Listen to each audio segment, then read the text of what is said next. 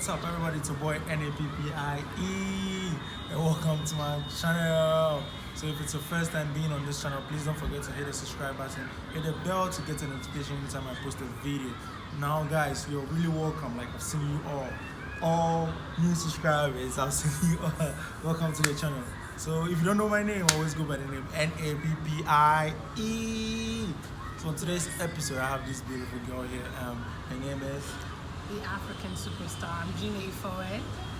Alright. So Gina, welcome to the channel. Thank you very much. Alright. On today's episode, I'm going to ask about African Americans and Africans as well. So we're going to cancel some misconceptions and all that. Some nice perceptions about Africans and all that. Yeah. So are you ready?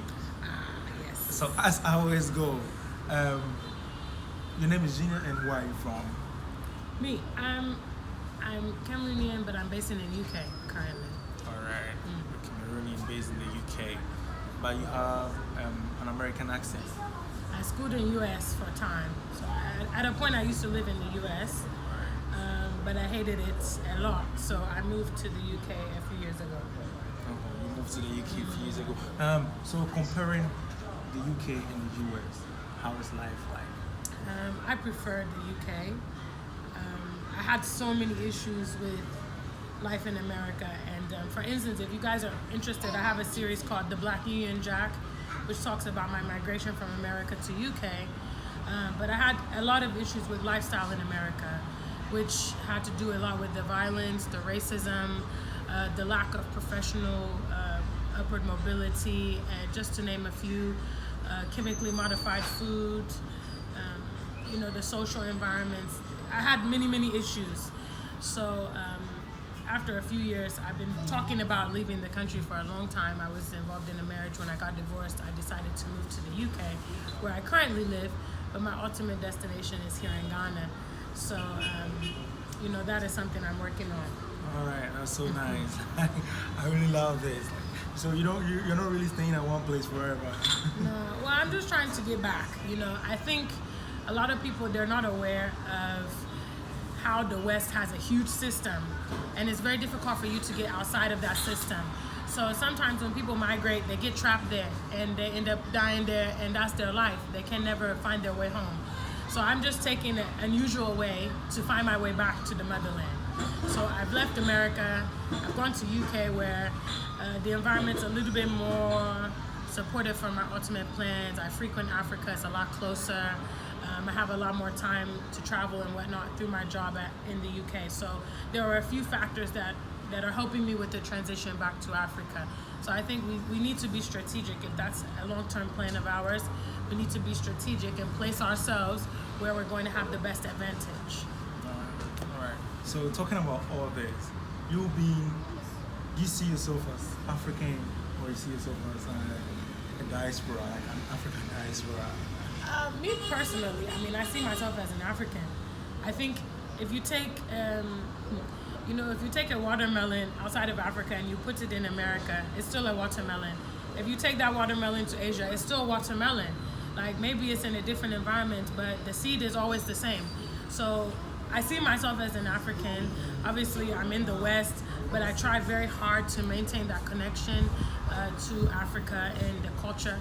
So I think a lot of times in the diaspora, people see me quite different. They actually see me very Afrocentric. When I come to Africa, people are like, "Oh, you're from outside," but when I'm outside, they're like, "Oh, you're not from here." So it's just one of those things. Wow. So this is beautiful, guys. This is beautiful. Are you making plans to move back to Africa? Yeah, those are definitely plans of mine. So okay. So how long have you been in Africa?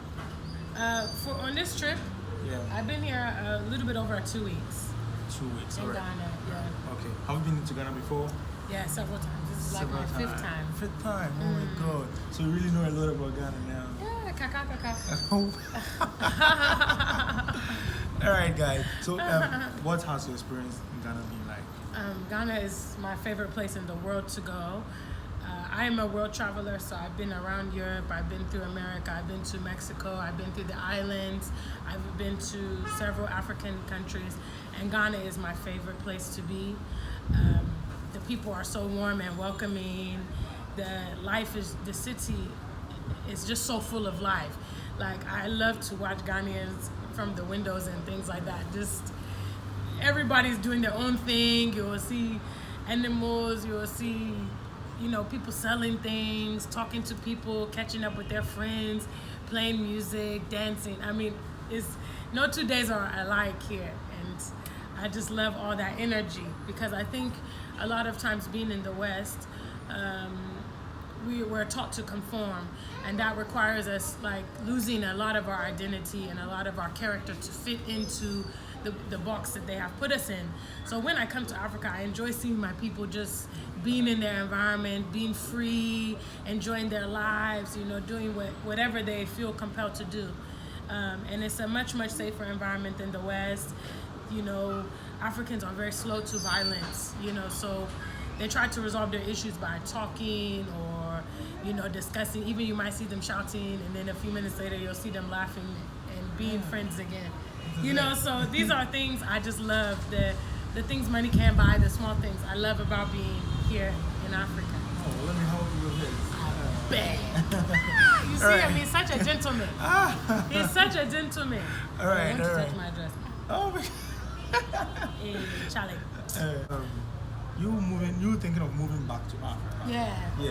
What are the things that you've seen that is going to make you entice and hold on to it and come back to Africa? Well, I mean, I love them. I love the weather. That's one thing. Right. I really like warm weather. I hate the cold. So currently, I live in the UK where there's not much sun. You know, obviously, there's so many young people that are really moving up the ranks and doing things. You see them driving nice cars. You see them living in mansions. You see them doing music or starting businesses. So it's very encouraging to like those of us with visionary minds and entrepreneurial minds. There's a lot of opportunity to be here, you know, so there's many things that I find supportive about me coming here, you know, and I think a lot of times we place ourselves in environments that are not supportive of our growth, and we very much struggle as Africans, and we have come to the mindset that struggle is a part of our path, and many other races, they don't struggle. They don't believe in struggling like that. If things get difficult for them, they'll jump off buildings or whatever. They can't take struggle. And I just don't understand why we like to put ourselves in difficult situations and continue to struggle against the grain. So I think that being in our homeland, obviously, is a much more supportive place for us to be. We have community, we have family, we have culture, we have that familiarity. Even for people coming from the diaspora, they can get welcomed here. You know, they're able to make a network and have relationships, have friends, make families, and it's a lot easier to do it here than in the West, in my opinion. So I think there's just countless reasons of why Africa is a great place to settle and move back and, you know, travel to and whatnot. That's awesome. Like, you're so beautiful. You're so intelligent. May So that say. beautiful. Oh, how did you learn that? Oh, my tree kakakakama. My friends have taught me a bit of tree. That's so awesome. That's so awesome. All right. So your last words for people, Yes. anyone outside the world, like Yes. the West, any part of the world, any person, anybody who sees themselves as a black person, but feeling so bossy not to come to Africa. Yeah. What do you have for that person? I would just encourage that person to broaden their horizons. You know, traveling is a great way to see the world and get education beyond books, because you have to realize that the education that we get in the West is designed for a certain purpose. It's not designed to empower and enlighten black people. It is designed to perpetuate their personal interests. It's their country, you know, it's their legacy. It's very important to them to maintain us in that way. So I have found that traveling, I've gained so much knowledge that I will never be able to have from the books. So therefore, I just encourage people that intellectuals and whatnot, that their needs are not being met in the West. I encourage you to continue your quest for information, continue to search and find what it is you're looking for, because there's a reason why you're not happy there. There's a reason why you're not thriving there. There's a reason why you're not going forward. And if you're like me, you're extremely ambitious. You're just going to keep driving until you find answers. And for me, my answers have been rooted in the motherland. You know, a lot of times when you're going along the pathway and things have become too distorted, it's very important to go back to your root. Go back to the beginning. Go back to your family. Go back to your homeland, and start from there and discover those necessary informations that can help you direct your life. That's so awesome. That's my final word. Thank you so much for having you. It was nice having you. Thank you for And guys, having me. and guys, if it's your first time seeing me, she's also a YouTuber. And what's her YouTube channel?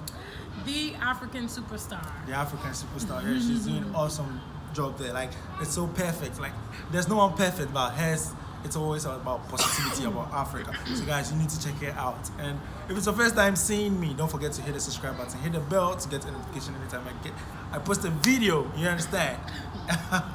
So bye for now. See you in another episode. Peace out.